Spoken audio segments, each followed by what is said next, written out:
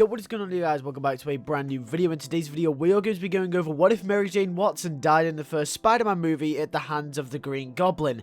This will be a shorter fanfiction type story, and I'm looking to do more of these types of videos, like the longer fanfictions that I do, but just a little bit shorter. I know you guys like these because these are the most well-received videos on the channel, so I'd like to bring you more, but these will be a little bit shorter so they can be more frequent. But don't worry, if you prefer the big and in-detailed fan-made stories that I do, like the Spider-Verse Saga series that is currently going on, don't worry, I'll be sticking to those videos as well, but these are just to fill in the gaps in the channel. So with that being said, if you have any what if scenarios that can make up a short little fanfiction videos like this, then suggest them in the comments below. Without further ado, I also credit to Holly Tweedy for this idea, so love you, thanks for the content. Her TikTok will be in the description if you want to go over there and leave a cheeky follow. Let's get straight to the video. What if the Green Goblin killed Mary Jane in the first Spider-Man movie? Now we have to start off with how this would happen. I think this would happen at the final battle of the movie, and then when Green Goblin asks Spider-Man if he'd like to save the kids or Mary Jane, Spider-Man would try to do the same thing as he did originally by saving both the kids and MJ. However, when he tried to grab MJ, he'd slip. He'd grab the cart with the kids, but then MJ would be falling. In desperation, Spider-Man would web out to MJ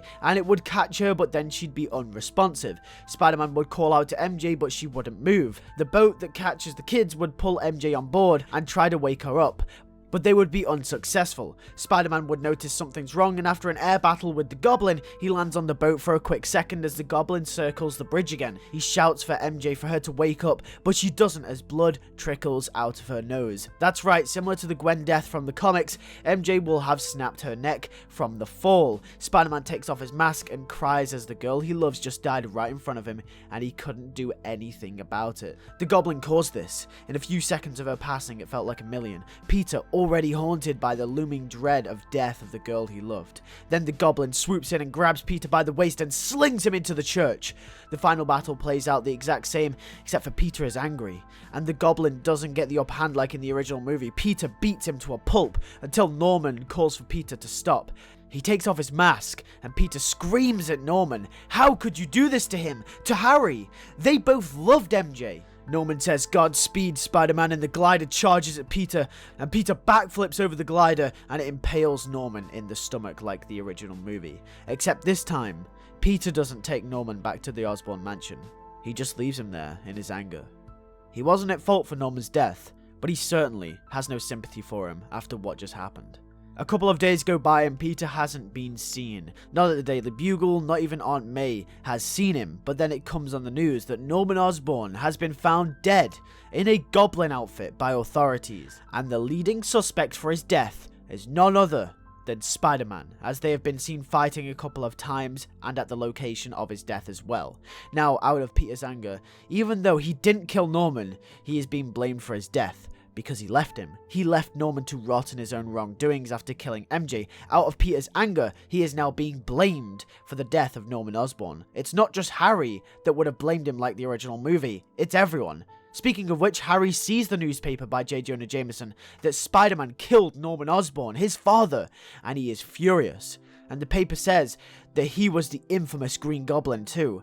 So things that are different in this timeline is that Harry still finds out about the whole Spider-Man and Norman debacle, but instead he finds out that Norman was the Goblin at the same time and not at the end of Spider-Man 2.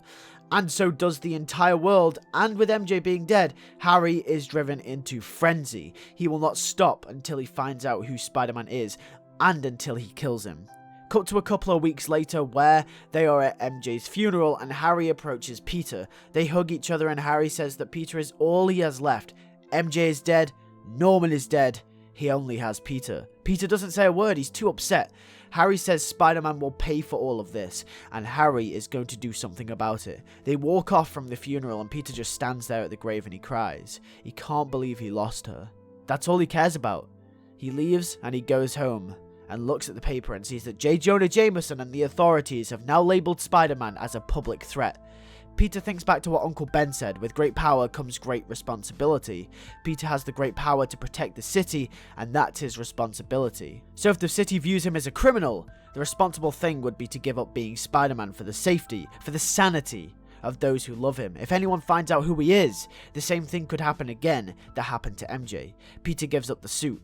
He is Spider-Man, no more. We start our story with Peter Parker at the Daily Bugle, and this is the first time he's been seen in months, and J. Jonah Jameson asks where Peter has been, and Peter says that he can't live on anymore after the death of MJ, but he still needs a job, so he asks JJ if he can still take pictures for the Bugle, but just not Spider-Man, since he isn't around anymore. JJ says that Spider-Man is a menace, and he's finally given up. JJ reveals that he has the Spider-Man suit by pulling it out of a drawer, and Peter asks how did he get that, and JJ says a garbage man found it in a disposal, and he brought it to the only man he thought of, J. Jonah Jameson. JJ will go on about more of how Spider-Man plagued the city after he killed Norman Osborn, and then Peter will agree with him. Peter will say he hates Spider-Man, as an inner conflict can be felt within Peter. It hurt him to say those words, but he very much agreed with JJ. Spider-Man couldn't save MJ even though the Goblin killed her. Spider-Man could not stop him. It's Spider-Man's fault as well. This starts to dwell on Peter as he leaves. JJ gives him the job, and Peter is a little bit happier. We cut to Harry and he's working with the Goblin tech, and since he has no idea or what or how any of the stuff works, Harry will do research upon research about the tech and the serum that Norman used to make him stronger, almost like a super soldier, almost like Spider-Man. Harry for a year and a bit will plan his revenge on Spider-Man just like he did in Spider-Man 2, except he'll have an advantage. This time he'll train with the Goblin suit. He will be the new Goblin, but he'll be bigger and better than the Green Goblin and his father, Norman Osborn. He will strive to be better, and he will want to kill Spider-Man. He will be the hero that the city needs, and finally, take out the plague. Harry is determined to get his revenge. We will then get a scene where Peter and Aunt May are having a heart-to-heart moment. They haven't been that close as of recent because of MJ. However, that conversation that they had in Spider-Man 2 about Uncle Ben's death will happen here, except Aunt May won't leave this time. Peter will then reveal that it happened again, and Aunt May will question, what do you mean again? And then Peter will reveal that he let someone else slip through his fingers, and that he could have done something about it. Aunt May questions, what could have that been? And Peter says MJ. Aunt May is really confused, and Peter says that he was Spider-Man. Yes, Peter will reveal to Aunt May that he was Spider-Man. Aunt May looks startled. She says, you killed Norman Osborn? And Peter says that that's not what happened. Aunt May questions him. Peter says that MJ was killed by the Goblin when he dropped her off a bridge. He explains that he tried to catch her, but it wasn't enough. Aunt May's eyes start to reflect with tears. Peter says then the Goblin tried to kill him, but then his own glider pierced him in his stomach after it was aimed at him. And Peter just left him, and that was it. He quit. The city thinks Spider-Man is a criminal, even though he was the hero, so he stopped. Aunt May couldn't believe it.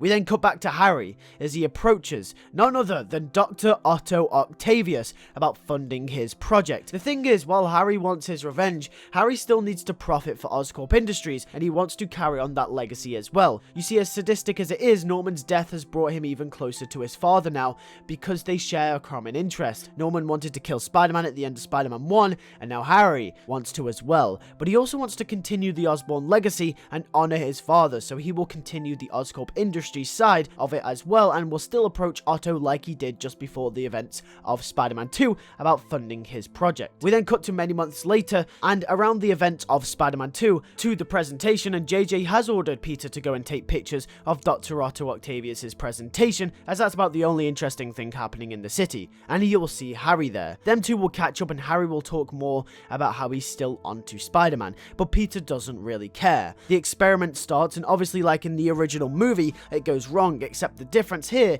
is that Peter isn't Spider-Man. But then it starts to mess everything up, and Harry tells Otto to shut it off. Doc says no, that it's under control.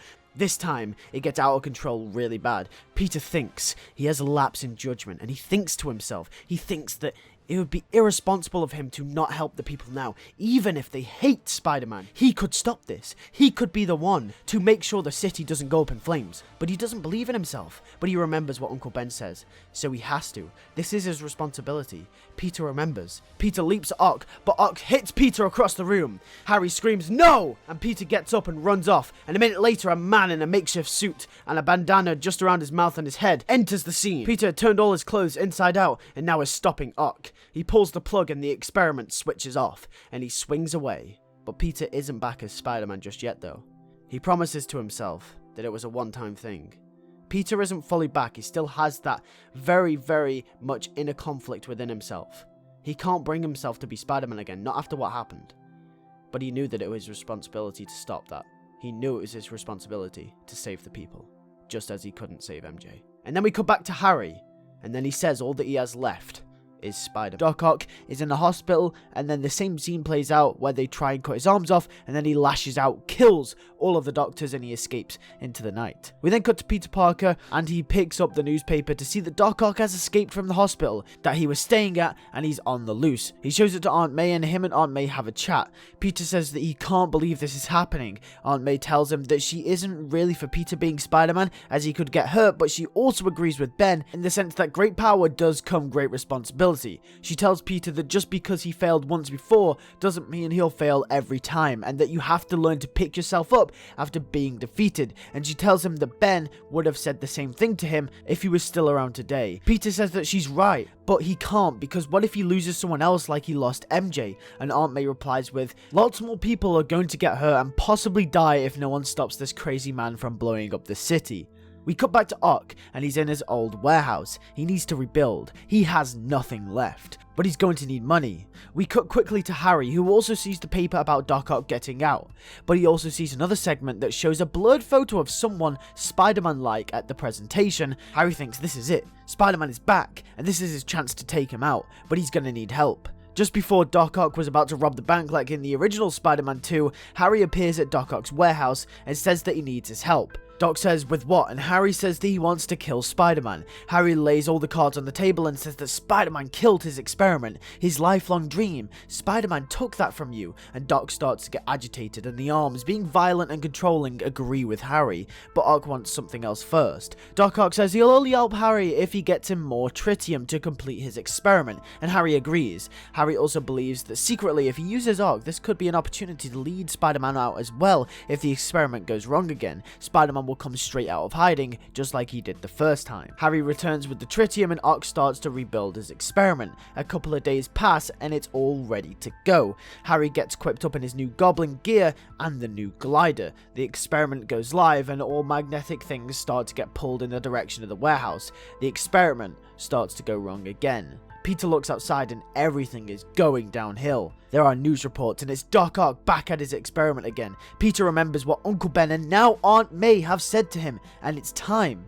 This is Peter's last chance. He can't let this one slip through his fingers, not this time. We cut to J. Jonah Jameson and we get a similar scene to the scene in the original Spider-Man 2 movie, where he's talking about how he helped drive Spider-Man away and with the hate, and that he could have stopped Ock if he were around, except it's more of a panic than anything because everything is getting dragged to the experiment. Then the suit is stolen, and JJ labels Spider-Man a menace, a criminal. But he's back. Spider-Man is back and he swings into action through New York City. Spider-Man lands on the scene of the warehouse and tells Ock to shut it down, that he's going to hurt a lot more people this time. Ock says that's a risk he's willing to take, and Spider-Man says that's not one he isn't, and he swings at Ock, however Ock knocks him back. You can tell that Peter is a little rusty after not donning the suit for a long time. Peter gets up, but then a strange man on a glider appears and jumps onto the scene and says that this is your end, Spider-Man. Peter is confused. Who is this guy? Ock stands alongside him and says there's nothing you can do, Spider-Man. The new Goblin and Ock fight Spider-Man. Spider-Man leaping and dodging and remembering the ropes that he learned during Spider-Man 1. Spider-Man is fighting Ock and the new Goblin activates his blades on his glider and comes swooping in. Spider-Man jumps out of the way and it chops one of Ock's arms off. The tentacles scream in pain. Spider-Man lands as the glider lands back under the Goblin's feet. Spider-Man spears the Goblin off his glider and the glider spins out of control and goes straight into the sunball. Spider-Man punches the Goblin across the face, when Doc Ock grabs Spider-Man and throws him across the room and he bursts out of the window. Spider-Man attaches his web to the side of the building and swings back in triumphantly. He swing kicks Doc Ock, knocking him out. Then the Goblin attacks Spider-Man. They have a fist fight, hand-to-hand combat, until they knock each other's masks off. They are surprised. Harry looks straight into Peter's eyes and he says, "You killed my father!" Peter says that he was trying to kill him and he killed himself. Harry says that he is wrong and then they fight. Harry says that he was his best friend and he was all that he had left, but even he is a traitor. Peter says no, that's not true. They fight more until Peter has Harry down. Peter goes to Ock, who is just waking up, and asks, how do you shut it off? Doc says that you can't, and then Peter and Ock will have that similar conversation that they did in the original movie, except it'll be more Peter begging Ock than anything. The good scientific side of Ock will come through, saying that he will drown it and that he is sorry for everything he's done. Ock realizes also that Harry was also trying to use him for Spider-Man's death. Ock all he wanted to do was just complete his experiment. Ock dies with his life's work as Spider-Man swings Harry out of there. We get a scene where Peter comes back to Aunt May, bruised and bloody, and she says that she's so proud of him. And Harry rests in jail, waiting for her next move. Thank you all for watching. If you did enjoy this series, make sure to hit the like button. And if you are new, make sure to hit the subscribe button and make sure to hit the bell. Next subscribe button to not miss any more daily Spider-Man news, theories, gaming, and fanfiction content. Tell me what you guys think in the comments below. Did you enjoy this mini series? If you want more of these types of series and videos, make sure to leave that like. Tell me in the comments below what more you'd like to see. Any new videos, any video ideas, because you know I've been running out through quarantine. So just let me know. And with that being said, thank you all for watching once again. I'll see you guys all in the next one. Peace.